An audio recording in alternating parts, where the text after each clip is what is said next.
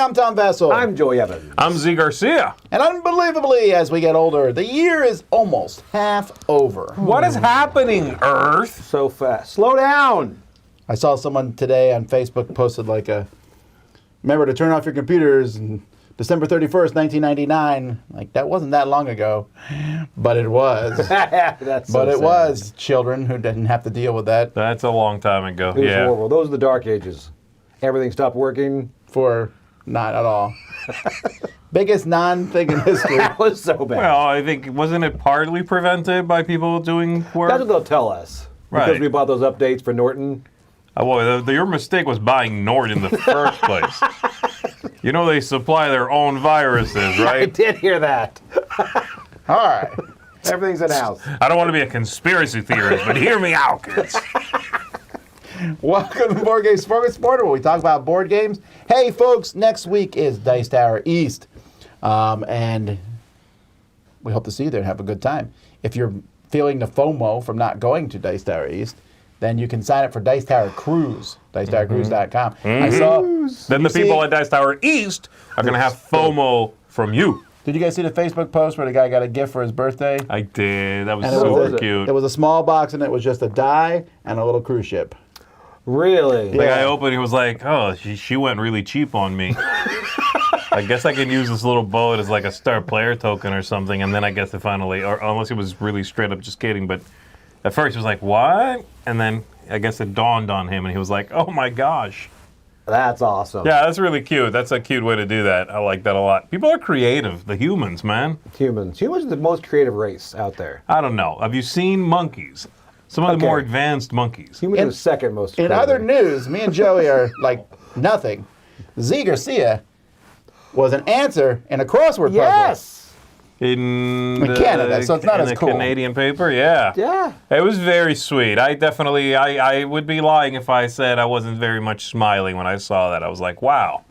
That's Did you very guess it, humbling. though? That's very You humbling. didn't even guess it, though. He's like, you were like, who is this? You're like, Zeb doesn't even fit in there. That was very cool. I still, if anyone gets a hard copy of that, I want one. Yeah. All right. Well, anyway, let's get started here in today's show with the news.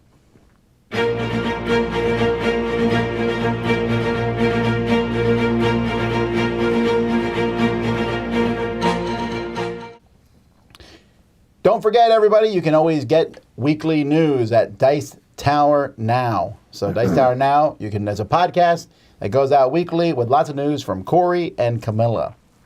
Alrighty, so here we go with our news, and we have, first of all, the Spiel S gets a new mascot. It's not just a square of colors anymore. Now it's a cat. Really? That's really what that is? It's a happy cat. Dice Tower will not be going to Spiel any longer. Oh. No, I'm kidding. It's fine. Interesting. Is he like a playful cat? Is that the I like idea? this. This is what they say. playful. What animal represents play more than a cat? And I'm thinking, Every other animal? it's like, Dolphin? A dolphin? dolphin, dog. You know, That's... I don't mind if they're using a cat. I A just cute thought that monkey, like a phrase is pretty curious funny. monkey. Yes. You Cats like lay monkeys. themselves in play boxes, are curious and playful, and create emotions. They do. People Very connect much more with an animal than with a tangram, they said. Even though we- stop. That's copy? Did somebody wrote Yes, even though we really like our logo, no one says, oh, how cute, or wants to cuddle it and play with it. that? Who wrote this? Is this a joke? No, this is This is April. Carol Rapp, managing director of the convention. I'm going to go ahead and say that her first language is German and her third language is English. And that's okay. And then you know, I get it. It's a little infantile in the writing, but I get it. And the mascot is very cute. It is very cute. It is very cute. They did a nice job with the illustration for that. I don't think you want to. I don't think logos are like something that needs to be cuddled with. But anyway, No. I that's want to cool. cuddle that cat. Come here, Nike. You guys already talked about the news about them changing the layout of the convention. We did indeed. I've been talking to publishers about that, and it's kind of like no one knows where their booth will be because publishers publish a range of games. I don't know where we're going to be. I don't know. After my hardcore adult games will be right there. It's possible that after my comments about their writing, we could be outside. That's true. That'd be terrible. Like, it's Yeah. raining. Well, cover your stuff up. Sorry. That's your booth. That's what you get for saying our mascot isn't adorable. Yeah, the feet are kind of distant. I mean, they're No, they're cute. He looks like a little bit. Wait, did Rob Liefeld write this? All right. The Origins Awards winners were announced. And happily, even though their slate of nominees was a hot mess, the winners are better. How So- are the nominees bad and the winners better? Aren't the winners? because there's nonsense. There was nonsense and none of entries. them won. Okay. None of them won as All right, far what as do we the got? Game of the year was Boop. Okay, good. Fan favorite theme. game though was Flamecraft. Good. okay. The other one was Retail Game of the Year, which makes sense because Boop is selling like hotcakes. Okay. Didn't know that. Good. Then the board games is 3 categories. Social Light Strategy was Creature Comforts. Okay. Strategy Planet Unknown. Yeah. Thematic Dead Reckoning. Wow. Oh yeah, buddy. Card games, which I'm always nervous about because they Yeah. put a lot of games in there that aren't card games. Yeah. Scout. There you go. Yeah, It's a yeah, card okay, game, right? Scout, right, yeah, absolutely. Children's game is Honk. That's from well, Sinister that- Fish. It's about geese. Oh, okay. Collectible games, Magic the Gathering 40K. Okay, good. Game accessories was those little deluxe board game train sets from Little Plastic Train. Those are neat. Yeah, they are really cool. And the rest of it is... Those are all the winners? Mostly That's RPG. great. Those are solid winners. That's what I'm saying. So happily, good stuff won out of the bad nominees. It just feels like they don't really... If the winners are going to be the obviously good picks in the categories, that Right. does seem a little sort of slanted. Tilted. Yeah. You know, though you can't nominate one that fits and people generally consider to be good and then 3 nonsense picks. That's a good point. Well, they did. No, but then at that point, just announce winners instead. Alrighty. So this next game here is from Ludonaut. It's Archaeologic, Ooh. which I asked when I was talking with Mike about the news. I'm like, is this something to do with Archaeo Society, but different designer, different publisher? It's not. It's like just archaeology and logic, I'm guessing. Archaeologic. Is it And that is a- archaeologic? I like that cover. Archaeologic is a word. Oh, Is it? well, now we know. Is that a button you press in the middle there? I like that cover a lot. I do It too. is a really cool cover. Anyway, the designer of this is Johan Levitt, who is one of the co-designers of Turing Machine. Oh, And okay. this This is not for me. Yeah. This is all a of sudden it competitive changed. deduction game Oh, where you're trying to find the exact location of buildings within a city. And then there's this instrument in the game called the Archaeoscope, which you're going to read coded cards left behind by the ancients. okay. I'm too So- dumb for this. I'm is- really This pumped is about this. Myst, the board game. Ooh, This is coming out September 15th, so that's very cool. That looks great. The And again, cover's if you like great. Turing Machine, Yeah. round 2. all right, Mecha Dream. This is from Blue Orange. This is heading to, well, it's coming to U.S. retail August 3rd, so Gen Con time. Thomas DuPont and Tony Goulian. This is a worker placement game where you are creating dreams for your robot friends. I guess they can't have dreams of their own, so you give them dreams. Makes sense. So you're collecting resources to build dream machines and use those dream machines to make robot dreams. That sounds more complex than most Blue-Orange games, actually. Yeah. I wonder, though, if it just sounds complex, their description sounds complex. They are saying 10 plus 40 minutes.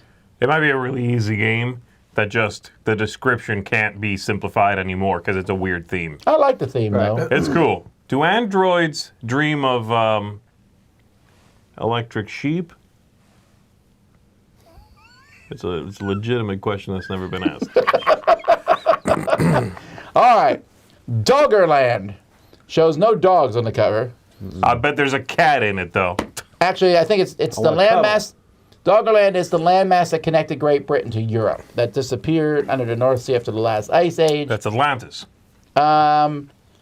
It's the art here is really cool. Yeah. These are the same people who did the art for Elysium and the new Mystery of the Abbey game.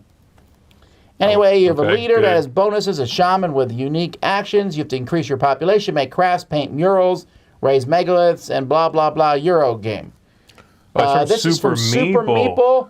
Their production values are always very good. It's funny because I think this cover is very modern and looks good, but the art, even though the art's very good, gives me a very 90s Conan vibe almost. Yes. Who are the designers there? I can't quite make that out. Is there a name that jumps out at you? Villeneuve and Emmanuel Rodier. No, I'm sorry, I said the artwork. Sorry. Laurent Guilbert and Jerome Daniel Snowrochoff. What's the game called? Doggerland? Let's see if those guys have designed anything else. That looks good. That artwork looks really good. This really is nice, nope. that cover. One designer. It's their first game for both of them. Okay. So All right. it definitely looks like a full-on Euro game from this picture here, though. See that? Yeah, that looks like a big game. Big game. It does look like a Super Meeple game, though. Oh. Very nice. All right, so that's Doggerland. Next we have Gnar, or Canar. This is from Bombix and designer Thomas DuPont. This is a card game where you're getting your Viking crews and sending them out to destinations. You can add a new member to your crew each turn, activate the effects of all cards with the same icon, and get another card. Ooh. Or you can explore new destinations, trading with those and getting more gains of reputation. Sounds like a simple card game. I'm feeling it. I like the artwork on that. That cover looks good. That cover does look good. Let's see. The artwork is Carrion Antoine, who has, this is their first game. You know what? That looks a little like a Dutrait cover. Like there's something about that artwork. It's just not Dutrait. You can look at that and go, okay, that's not Dutrait. But that looks good. It's got that same evocative nature. Yeah. Hand-drawn, sort of brought to life with some warmth kind of look. The color behind it really makes it pop. I really, really like that. So designer Thomas DuPont, who looks a little bit like Doctor Who, he's also the designer of Mecha Dream. Really? Callbacks and the Carta Venturas, which I never did play, and that Codex Naturalis. Did you play that one? Yeah, I like that game. That's a cute little game. He also did Rush Out, which I played, which you would hate, which is just roll dice as fast as you can over someone else. That sounds good. I'm excited for that. This is a lot of good sounding I would frame stuff. that box, put it on my wall. Well, I'm excited about this next one, Fromage, because it's my favorite thing in the world, cheese. Cheese everywhere. Also, this is coming from Road to Infamy games, and so I'm always interested in their stuff. Oh yeah, what are they Canvas known for? is their big one. That's right. That's right. Does fromage mean cheese or something? Am I missing something? Is that what it means? Didn't know that. Fromage just means cheese? No, I don't think it does. I think it's like Fromage? No, that's the French word for cheese. Really? Okay. I am now fancier than I was. I think it is a 10 minutes ago. we say it in English. What though, kind of cheese is fromage? It's a certain type of cheese. Yeah, from for us France. it is. In French it means cheese. For us, fromage is a cheese. type of cheese. Okay. All right. Don't matter. That cover's great. It's a good. And basically, you're playing as early 20th century cheesemaker in France, aging and selling artisanal cheeses. Simultaneous worker placement. Then the board will rotate each turn, revealing new quadrants, and the cheese ages. Rotating boards, man. I'm in. Really? It's the new But thing. I was in at cheese. It is viticulture for cheese. Vita cheese. I'm in. I was going to say cheesy culture, but fine.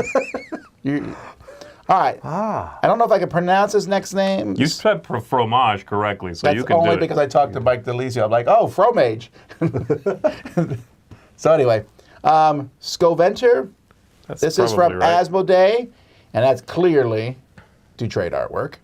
Yes. Yeah. This is also, I know a bit about this, so if you good. don't mind. Go ahead. This is also not just from Asmodee, but this is from Impatience. Impatience is the new company that the designer of all those solitaire games I enjoy, the Omniverse series of games, that designer started his own company and basically republished all his own solo games. Onirim, all the other ones. Really?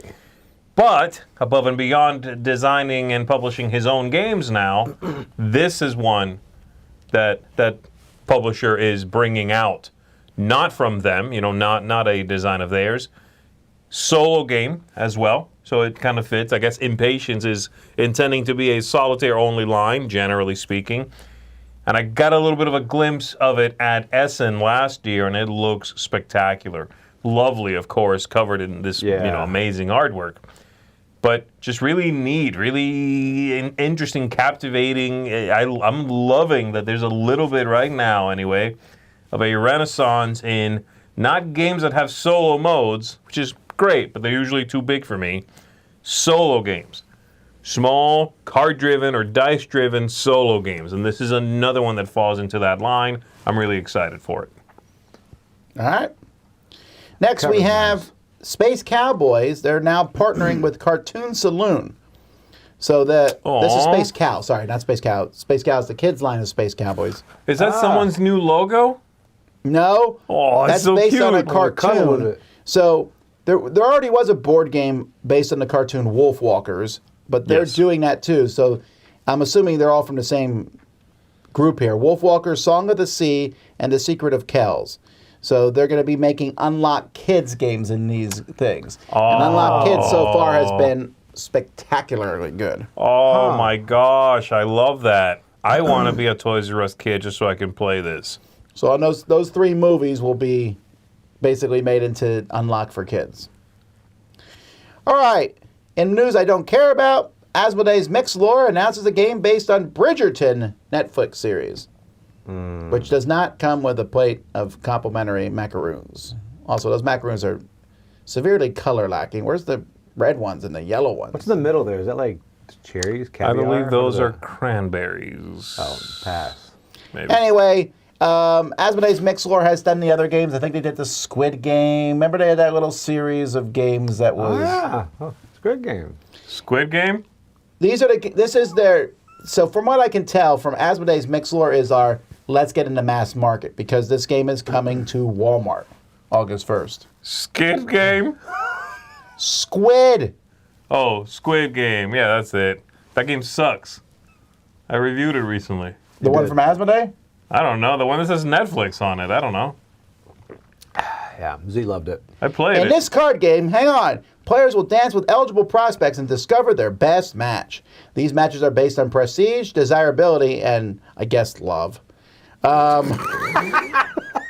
like how the other two are involved there, too, right? The goal of the game is to secure the best marriage proposal by the end of the game and earn more points than the other players. Characters from the show are depicted in original artwork on the cards, which at least that's good.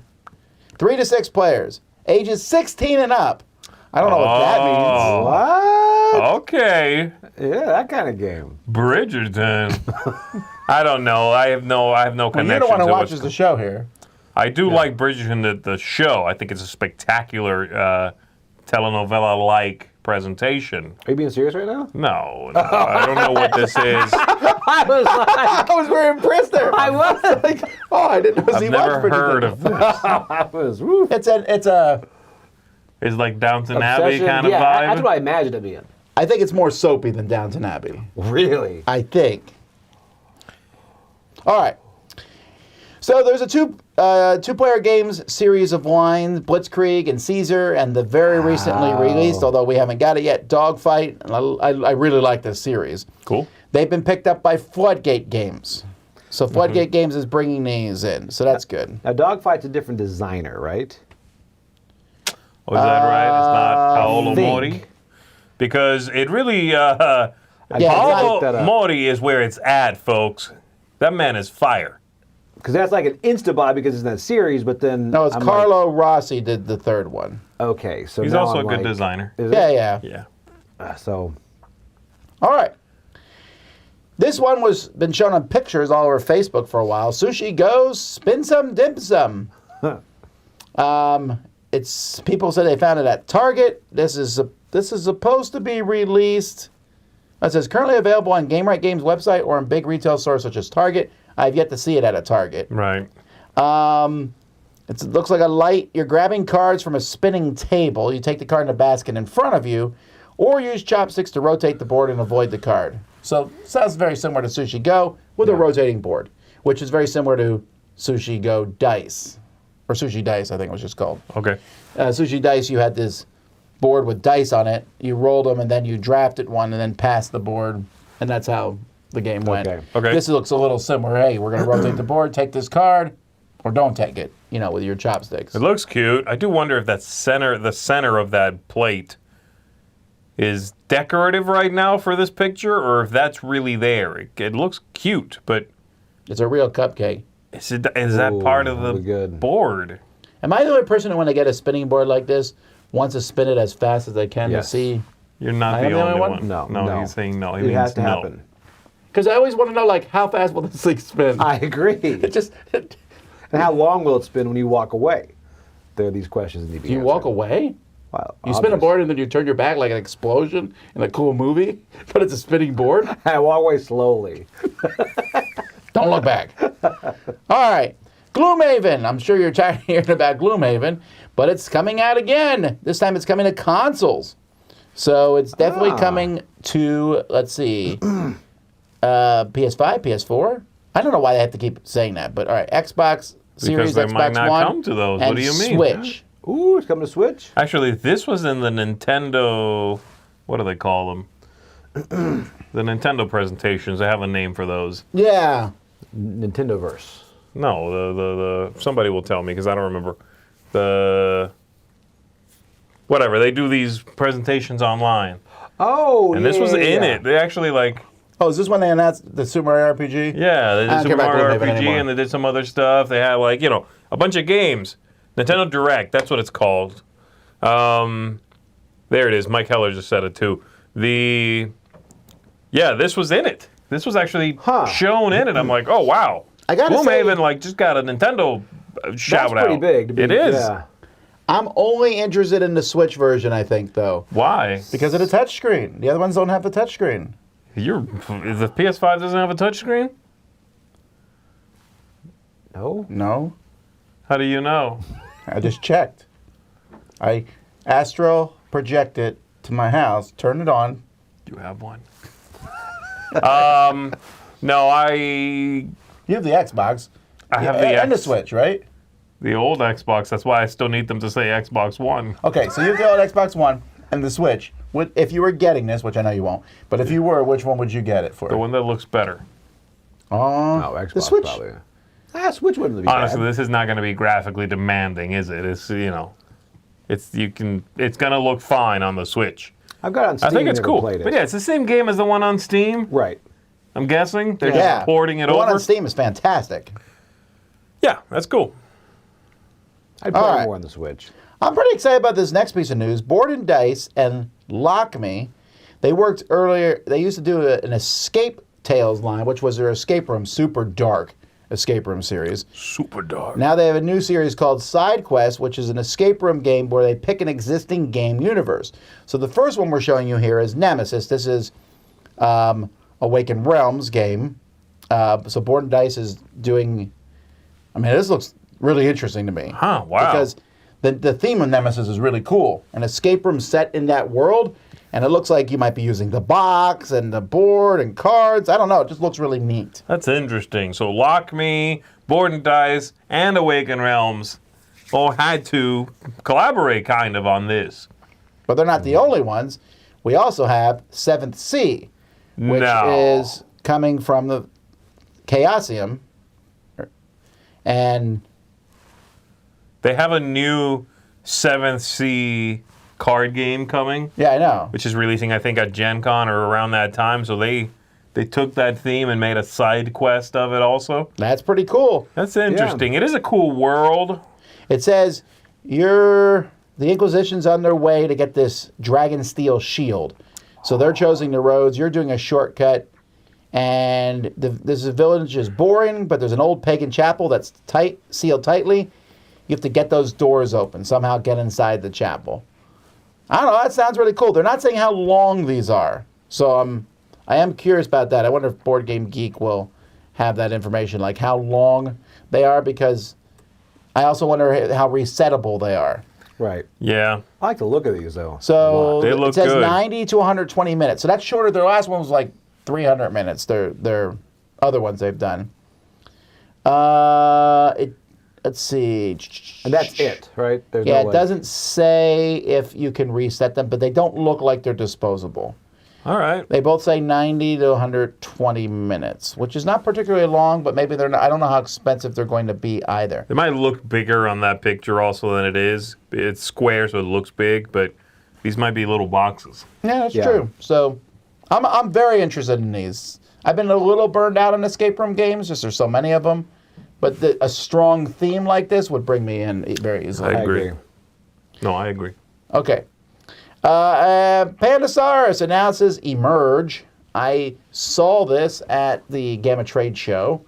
For some reason, it reminded me a little bit in its look and everything of God Loves Dinosaurs. I don't think it's anything like that, but I don't know. I just got that same vibe from looking at it. Okay. It looks like Survive to me a little bit. But Well, you are a scientist in this game, and you're watching islands grow in 3 dimensions.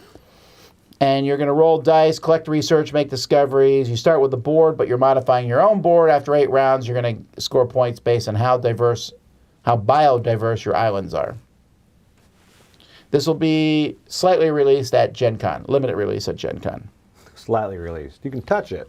And then finally, in news no one expected, just like the Spanish Inquisition, there's a Monty Python flying circus game expansion coming for Zombicide. this is Zombicide's 2nd edition. Okay. Is what this is. Isn't that kind of like Zombicide now, though? Yeah. I just mean that there are a lot of flavors of Zombicide, and I want to make sure people aren't thinking like, oh, Zombicide on Dead or Alive, and I can plop this into 100% I'm mixing this with Marvel. Okay. Okay. Yeah. Is there? I mean, I did don't see a lot of know. people. I guess not a lot. I saw some people Excited? online when this was announced, and when they finally released some information. Excited. People were like, "Oh, that's great. That's funny." I don't get it. I don't know. There have been a couple, like, I didn't get The Boys. But that made sense. This one, I don't know how they're going I don't to. know if that made sense, but this Well, one Did is you think totally. Iron Maiden made sense? No. They did Iron Maiden? Yes. Oh, I missed that one. No, they didn't do Iron Maiden for this. They did Iron Maiden for like almost all their games. Like you can get Iron Maiden for Massive Darkness 2. It's like Eddie, their mascot, Really? for the different Zombicide games. Thematically, though, that fits a little better. I guess so. Yeah. This one, I don't know. is it the cast of Monty Python? They've all become zombies, or the cast of Monty Python woke up one day and everyone else is a zombie, and they decided, you know what? Let's stay in caricature while we go out and fight the zombies. Minister of Silly Walks, kicking zombies with my feet. That parrot's dead. That means the parrot's about to become undead. I mean, if there's a lot of funny jokes in it, maybe. I'm assuming that's the idea for it to be funny. I always wanted to play a good Monty Python game, and I always wished Shadows over Camelot would have had a re-theme of that, because that would have fit so beautifully. Yeah, that would have been good for this. I just never thought, hey, Monty Python, you know what I really want to see it in? The Zombicide universe. But it's there, that's what it is, so take what you can get. Wow. I'm gonna not. This is take coming this out one. in, April. Wait, what? Oh, 2024. I think a lot of people, like I said, are excited for it, and if so, that's great. Yeah, I don't want to come up at the excitement for it. No, And that's cool. And Zombicide, I think it's better if you don't take the game super seriously anyway. Right. That's true. So I am glad, and I said this to you guys because they first announced like something silly is coming. I'm like, I hope it's not going to be a Monty Python Zombicide game. That's a little much. But I think this is really neat. Monty Python expansion to the game. I'm like, okay, cool. Then I can, you can plug that in and have some fun, liven it up, and be silly. it's zombies, Monty Python. Get it? Nudge, nudge. All right. That, folks, is the news.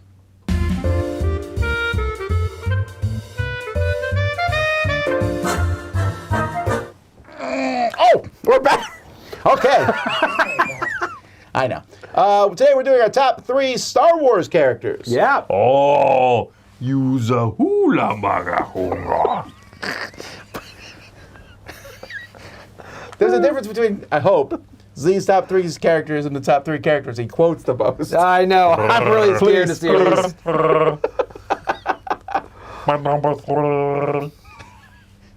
I still want to know how Han Solo learned Wookiee, and then how everyone else Yeah. learns it. They just kind of it's like osmosis after a while. You're like, I think he just said this. My favorite Here's an elective. Chewbacca moment is from I think it was episode 7. Yeah, the new ones, the first one, right? The Kylo Ren one. And then my favorite moment is at some point, I think, like Finn says to somebody, like, asks Chewbacca something about Han Solo. He's like, does he really have that reputation or something? And Chewbacca goes, it's like, he basically says, oh, but like with a Chewbacca voice. And it is my favorite little moment where I'm like, yo, what? Has Chewbacca been hanging out with somebody? What's going on? All right, can I go first, guys? Yes. Oh, man. Okay, yeah. my number 3 is my only deep cut here, and I really enjoyed this character in the movie. It's a character from Rogue One. Okay. And there were a couple of them there, but the one I'm going with, whose name I definitely had to look up, so ease up, is Baze Malbus. Okay, let me try to guess which one that is, because I don't know. Is he the monk guy? I'm one with the Force, and the Force is one with me? His buddy. I don't remember him. Right, so there's 2 guys who are the monks, the ones who watch after the Kyber Crystal Temple or whatever. One of them is the blind guy who's the monk. He's awesome. He's awesome. He almost was my pick. His buddy is the one who's like very dry, very like, you idiot, you're gonna get killed. Oh, yes, okay. I have to watch for you. That guy. He's got a giant gun who shoots lasers, and he's very like distant, dispassionate. But then when things get heated, he's like, of course I'll help you. You know what I mean? He's that guy. Yeah. He gets into it, and it's a really nice dramatic arc to that character. He comes across like he doesn't care, but he cares, you know? Yeah. He's like a character in a Japanese RPG video game, basically. He definitely is. You're right. Yeah. And I really like that character. He's awesome. Again, just well done, interesting, captivating. He does a great job with it, the performer as well. So that is my number 3, Baze Malbus. Don't forget it. My number 3 is almost like same movie, actually, and that's Cassius Andor. But that's also because of the series. The series helped bring his character to life. In the movie, he was like cool, and then in the series, they're showing him at the very beginning where he is very much a Han Solo thing, like I'm just smuggling, I don't want to be part of your rebellion, sweetie, that sort of thing. And like putting that with the movie together was good. I didn't love the Cassius series, but I thought it was good. I didn't think it was great, but I liked the things with him in the best. That was my favorite part of it. I thought he showed some good character development, so I liked him a lot. Yeah, I never did see that Andor show. I think you might like it. It's pretty. It's a very different Star Wars feel. That's good. That's what I heard. My number 3, I think he's underutilized. General Grievous. General Grievous is, man, having those Ooh, our first crossover. sabers, man. I mean, when you see him come out, you're like, he wins. You know, there you can't beat him. I agree. I laughed out loud though when he first showed up. I was like, "Wait, what? Come on!" know. What did you laugh at? He started spinning the lightsabers. I was like, "What is this nonsense? Who is this character?" Like they don't really introduce him. He's just there. He's Yeah, he doesn't need fantastic. an He's like just storming through. I'm like, "Who is this guy?" He does his own introduction. Thank you very much. And some people, you're like, how'd they become a general? This one, you know. Yeah, of course he's a general. I mean, General Grievous he's the man. All right. It's not really a man. It's like a cockroach type cat Yeah, he is. in an exoskeleton suit. Hey. He's like driving a mech. That alone. That is true. There's a guy back in the back room controlling him. What's your number 2? What's yours? I did my number 3. Oh, your number. Oh, Cassius Andor. my number 2 is BB-8. Really? Yeah, the little baby. He's a little bald baby, and he's great. And he's also in the Dark Universe. He has a counterpart called BB-Hate. And he's like, the colors are switched. Wherever it's white on BB-8, it's black No, there is a bad one. on BB-Hate. And wherever it's orange, it's like this really annoying blue. It's beautiful, but it's hateful. My kids bought me a model A of it. BB-Hate? No, a BB-8, Which one? a little remote control one. I know. But is it evil? Okay, just go on. BB-8 is adorable. He's a little ball. He's got emotions. They're able to emote with this like sphere with a dome on top. I thought in the movie they did a really good job of letting that thing emote with little beeps and blobs and like going like his little head going, ooh. That's it. That's all it took. And you're like, oh. That's really fantastic. It really is. And he's just fun. He's, again, he's like Thomas the Tank Engine, like the little guy who could a little bit. You know, he's Little lighter thing. He's Thumbs up lighter. heroic. Yeah, Best that's moment. cute. Yeah. He's very heroic. They did a lot with that character, I thought. I like him way better than R2D2. Ooh, Oh, ooh. gosh, yeah. I agree, but I know. It's Bring it on, hey. No. I agree. Yeah. Yeah, it's more interesting. R2D2, it's just a relic. You know what I mean? And they've tried to modernize it a little bit, but that's what they could do when they made those original movies. Yeah. Now that they can do this, and you know, they gave R2D2 thrusters or whatever, Which he had earlier in time, which was like a weird whatever. thing. But yeah, BB-8 is super cute, very well done. Like him. All right, my number 2 is, like everyone in my family, is number 1. I make no apologies for this because he's just the greatest, and that's Grogu. But no one calls him Grogu. Everyone calls him Baby Yoda. because- Who? The child. The child. Yeah, only the people in the show called the child. Yeah. But man, I mean, I remember us watching The Mandalorian, and I was like, that's pretty good. And as soon as he showed up, I was like, well, that's awesome. But then, when they kept him in the show and they did stuff with him, and he's comic relief, Oh, my sometimes goodness. dramatic. I don't care. He's cute. My kids love him. My kids love him so much. I mean, that's why we watched The Mandalorian. I think it would be hard to get him to watch The Mandalorian otherwise. But I didn't like that in the show, especially in the first season, they put him in peril a lot.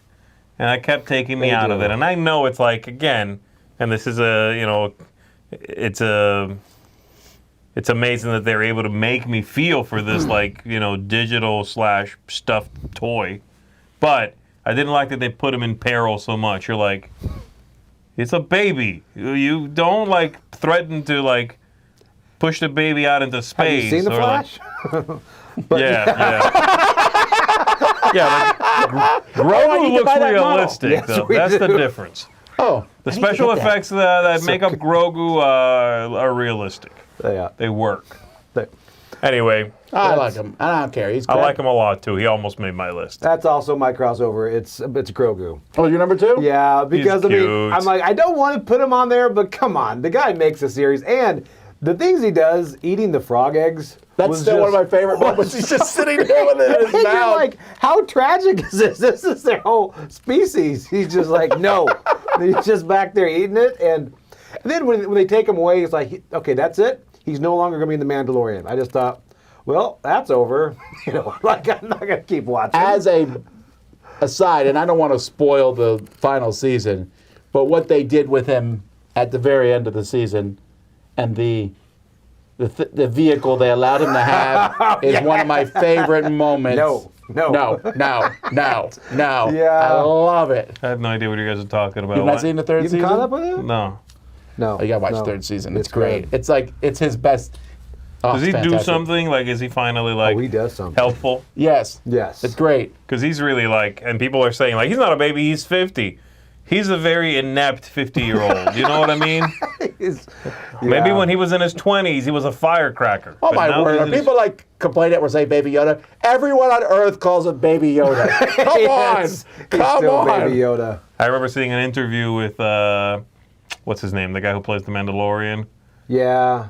He was talking just in an interview, like, a late night type interview, and he said something about Baby Yoda, and he was like, oh boy. And the interviewer was like, well, what's wrong? He's like, I'm not supposed to say that. And he was like visibly Really? like Yeah. worried, because I'm guessing Disney was like, do not publicly call him Baby Yoda. His name is Grogu or the child. Right? They And if it you look slipped out it of him. Like he said something like that, and he was like, oh, I guess we'll see what happens. I'll tell you what, Disney's good at marketing, but when Grogu came out, they were like no toys ready because they were not ready for that. No, they kept him such a secret. That's the reason. They wanted to be such a That's secret. But then that Christmas season came, and I was like looking online to find Yes. anything.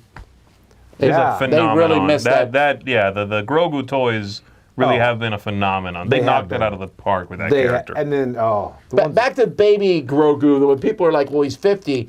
My dogs are 2, and I don't call them toddlers. Okay? Because, like, oh, my dog's like 3 or 4. She's a full-grown dog at this point in time. right. age is different for different species. Grogu acts like a baby. He does. Or a toddler, at least. You just won't pick him up. Oh my goodness. Anyway. He's very cute. He's very cute. All right, both of us. Go ahead. What's your number one? My number one is Grogu. General Grievous. Is my Is number it one. really? Everybody He knows that. loves General Grievous. Everybody knows that. General Grievous is the best. I'm sorry. That's still one of my favorite moments in any Star Wars movie. And I was watching it in the movie theater. This is from, what, episode 2, right?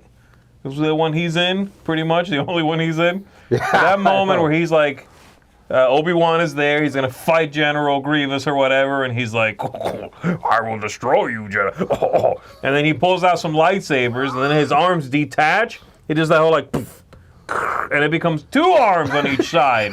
And I was like, my man has 4 arms. And then he starts doing the whole like, vom, vom, vom, vom, vom. Even Obi-Wan is like, oh, snap. How do I get in here? It was amazing. I love that guy. I love that guy. And I love that they made him, again, kind of like Darth Vader. He is clearly incapacitated in there. He's inside a thing that's helping him live, right? Right. He's like a weird cockroach-looking thing that's like coughing. He's got some bad lungs. He looks messed up. Most of the dark side guys do, but Yeah, they do, man. There's a lot of smoking at their meetings. It's real smoky in the air, so it's all secondhand. So yeah, Grievous is awesome. I love that character. Clone Wars, yeah, he was great in that too. And I apologize. People are saying there's no love for the original trilogy. I do like the original trilogy. I like Luke and Han Solo and Chewbacca. Chewbacca almost made my list. And Yoda. Yoda's kind of snarky, actually. Yoda's like the old Grogu. Yeah, I know. But my number one is kind of a cheat because I'm going out into the expanded universe here, and that's Grand Admiral Thrawn. Straight up the best villain Star Wars has ever had, and that includes Darth Vader. Oh, I like Darth Vader. Goodness. Darth Vader's a good bad guy. Even more than Sebulba? How dare you, okay? How dare you? I really, really like Thrawn. He first showed up in Timothy Zahn's trilogy, and I know he now has shown up on screen briefly. He was in the Clone Wars and I don't know the Clone Wars, but he's in one of the cartoons, and they've been mentioning him in The Mandalorian. So I know we're going to see him. Come out? I know we're going to see him as a actual actor at some point, which is really cool. Who is this guy? What's his deal? He's like an admiral who he's one of the Grand Admiral Thrawn. He's one of the Emperor's admirals of the fleets that was somehow not there when they lost because the Emperor hates aliens. And he's an alien. He's a blue-skinned alien, but he's super smart. He's like one of the smartest bad guys I've ever seen. Like I never heard like he in the books, which now are no longer canon. I don't care. Like after the rebellion, they win and they beat the Emperor. He has what's left of the Empire and keeps them on their toes when he's clearly in an inferior position. But he uses his smartness. It's fantastic. I love it. So Grand Admiral Thrawn. All right. Now, my number one, I was going to go deep because I was going to go Paz Vizsla just because he was played by Jon Favreau. I'm like, look, the guy saved the universe. But I'm not going to go there. Wait, who's this? Jon Favreau is No, a who's the- Mandalorian. His name was like Paz Vizsla, one of those Mando guys. But I'm actually going, and I am going old school, I got to go Darth Vader. And I have to because... good. You brought legitimacy to our He list. is, Thank you. I mean, you look at the quintessential. I mean, it's not overstating to say he could be the best villain in cinema history. I mean, it's like He really is fantastic. It's so good, you know. He holds up, and it's just has that, and the depth he's got, you know. You feel bad for him, and then to be able to do all that emotion through the mask when the Emperor's going at him, and it's just, yeah, Vader, man, he's it. I mean. Yeah, for me, he's pretty much the quintessential villain. Everything else shoots for him. Nobody threatens like Darth Vader threatens. You know what I mean? Man, you There's can that choke like him from across the again, room. it's operatic, Yeah. but it's also like subtle enough where you're like, no, he means it. Like, you know what I mean? Yes. It's like they get that tonally well in the movies. They really It's way do. over the top, right? Where he's like, pray I don't alter it further, and doing that whole like, your lack of faith disturbs me. I'm like, who says that? But also, it's it's operatic. It's very melodramatic, operatic, but you're also, because it's done so well, you're like, I'm sorry. I don't want to question your faith or, have you question mine. I will bow to your will.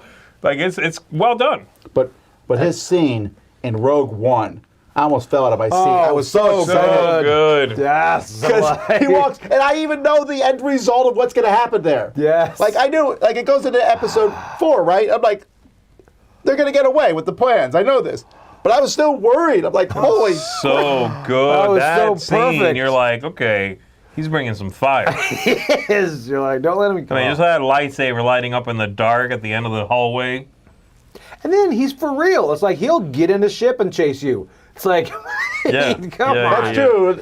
And the first one, he's like, He's like, I'll do it myself. I'll handle this myself. Yeah. Yeah. Well, confusing them. All right. Anyway, those are our top 3 Star Wars characters. Let's keep going.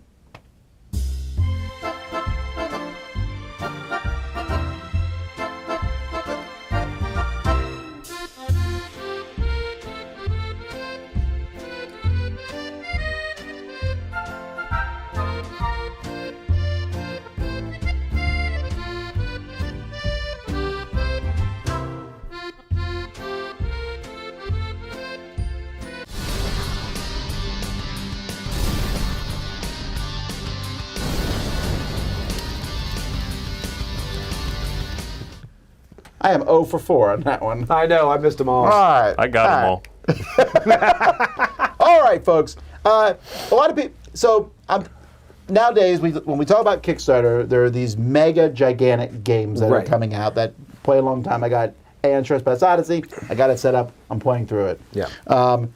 And then we also, I almost put games in 3 categories. There's also the light card games that get played a lot. And then there's these big, heavy games. And then there's that middle ground, just the games that are 60, 90, 2 hours type things. That's very, very loose descriptions. There's games all over the place.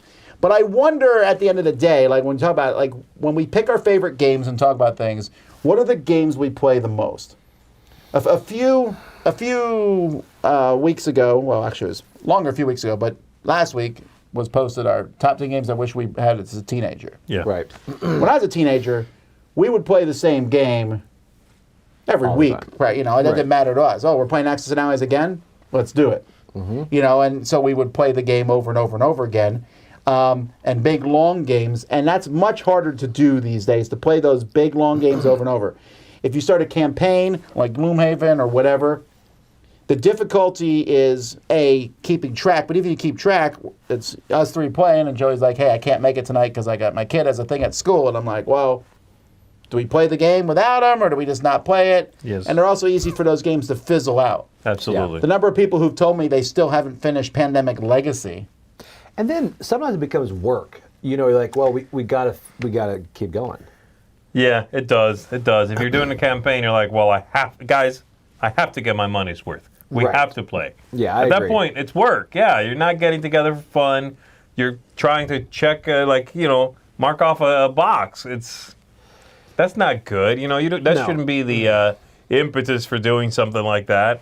I agree. For me, I find myself, and these kinds of games have continued to trend up for me in my own personal top 100, but they are games that either I know really well, so they're easy to get to the table, or they just are easy to get to the table. Yeah. Things like Marvel United Right. continue to move up for me. Why? Is it because it's the best game ever? That's irrelevant almost. It's because I can play it. Because when I get home and my brain's a little fried and I'm tired from the day, I don't want to pull out, I don't know, Arkham Horror, the board game, or whatever. I don't know. I'm picking something. I want to do Marvel United because I can set that up. I know the rules because they're very easy, and if not, I can look them up very easily, and I'll play for 30 minutes. You know what I mean? I don't have to look up keywords. I don't have to Google things I don't remember how to do. That stuff matters. It really does.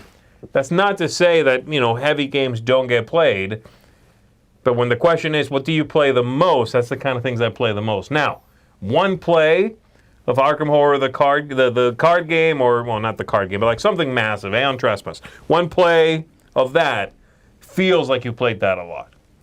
I agree. So that's Yeah. that's the thing I was going to say too, right? To play a lot. We have a group in our game group at Cool Stuff, who they play every Tuesday night. They play one big heavy game, and that's for them. They are very consistent about that. They might play another game, but that other game is kind of The fluff. Right. yeah. Until people get there. We had a guy at our last time who sat at our table because he was like, well, the other group hasn't showed up yet, so I guess I'll play with you. And as soon as they showed up, he just stood up and left. It was not in the middle of a game. It was before we had started. Right Oh, before. okay. Oof. I thought he left in the middle of the game. No. He would have. That would have really. I wanted him to leave before the game because that would have really Throwing it off. dragged him. He would have been like, ah. Yeah, no. If he meant to be, if he wanted to be Just over go. there, yeah. Just go. But he likes those people like the bigger, longer games, and I'm good with that. I like all sorts of games. I like big, long too. games. I like the shorter ones. But I have a hard time also with the shorter ones. I know some people turn card games into a campaign, not of sorts, but people play Texas Hold'em for hours. Yes, And yes. every week. And other people get together and Yeah. play bridge. Uno, whatever it is, and they'll sit there and play for a long time. And I don't find myself doing that. I find myself playing that middle group the most. Yeah. Like the lighter games, I play them, but that Ticket to Ride, or not even just like Ticket to Ride, but Puerto Rico or things like that, I'm like, okay, this is a fun game. I can sit, I play it, we're done. I feel satisfied. Let's play another one. And the bigger ones, I enjoy them, but it feels sometimes like it's the difference between me and my wife saying, let's say walk around the block, and me saying, I'm going on a hike. Yes. I got to prepare for those games. And Yes. everyone does. And that's the thing about those. The heavier ones will hit for a while, and then the longer it's been, it's like, I don't want to relearn those rules. I'd rather grab this new game I've got that goes. Now, hitting the table the most, those little games, the filler ones, almost like that 20 minutes before people want to leave, let's grab Blitzkrieg real quick, or whatever like that. But it's a different rewarding feel when you just get some meat for 3 or 4 hours or play a big game, or you can look back and you just played 5. Sure. So it's different. Yeah, I think for me, the problem with the really, really high-end stuff, as far as complexity, game length, what have you, I keep finding that there's a very thin line in those kinds of games between fun and flex. Right. It's like, I'm going to play this game that has a rule book that is 88 pages long and takes between 8 and 16 hours because I can. Not because not because it's super fun, but because I'm able to. Because my brain is very large and I can do this. And I'm going to spend half that time with my nose in the rule book, but I can play this game. And I can later on say, oh yeah, I play that all the time. Yeah. Yeah, that's medium to heavy. It's like, no, that's one of the most complex games in the world. And again, so I don't like that. I think some people, unfortunately, keep trending up and trending up and trending up to fit that, to be able to be in a conversation and be like, yeah, I play that. Oh, I never heard of that one. Oh, I got to go play that one now so I can fit in. And I don't really like that, unfortunately. I think some people fall prey to that. Medium, like you're saying, those games that Those will are hit the good. table, that can be comfort food and stimulating and work at the end of a workday and on the weekend. That's the sweet spot for me. Those are the ones I find myself playing. Now, medium, do you consider Marvel United in that medium thing? Yeah. Okay. When I talk about light games, I mean very, very light games, party games, things like that. Okay. But either way, again, and I realize there are people who do like the heavier ones and want to play them all the time. I'm not criticizing that at all. I get that. I just think that I'm just talking about me in this situation. And it's hard for me sometimes to do comparisons. We do every year. We do our top 100s. Like, how am I comparing Twilight Imperium to Ticket to Ride to No Thanks? Yeah. That's a Right. hard thing to compare those three games really, because they're all different things. Right. Now, I compare them because I like to compare everything. He does. Want to hear my top 2 co-hosts? No, I Number don't. 2, Camilla. Then number 1, Chris. Oh, wait. Oh, sorry. Are we in the top It 5? hurts. Anyhow, I'm going to go learn TI4. I have feelings. Alrighty, but anyway, just a thought. People always say they think they play games more than they do, but I also think playing Twilight Imperium, like you said, Twilight Imperium to me is playing Ticket to Ride 5 times. It's the same thing. I agree. So if I say I played Twilight Imperium a lot, and someone's like, how many times did you play it last year? Once. So that's good. Yeah, That's good. Yeah. Yeah, yeah. That's really good. I agree. Imperium. Have you ever played it? I have. Oh, Twice. too bad I was going to play it with you and Z for the... Really? I have never played it. You're Have you not lucky. played it? You're lucky. I played with somebody I didn't know had AP until afterwards. 16 hours. It was 2 days. The guy's like, well, I have to take tomorrow off too. I'm like, seriously? You didn't get sick the second day? I should have. I'm like, Stop. Wait. You played Twilight Imperium 3rd edition, 4th edition? 4th edition. So the new The streamlined one. The streamlined, Yes. the oomph one. Oh, yeah, with the expansion, supposed to speed it up. 16 hours. 16 hours. He's like, oof. I mean, I remember grilling burgers during his turn. Like, this is crazy. Yeah. Is it going to be like that when we play it? What do you No. mean when we play it? No. It's not normally that long. That's what everybody says. No, that's like Grievous said, I'm not normally this thick. He said that, remember? It's in a cutscene, yeah. I saw the Alrighty, director's folks. cut. Well, there we go. What do we actually play? Hey, we'll be back later today at, I think it's 2, to do some party games. So join us for some fun there. And until next time, I'm Tom Vassell. I'm Joey Evans. And I am 5th favorite host, Z Garcia.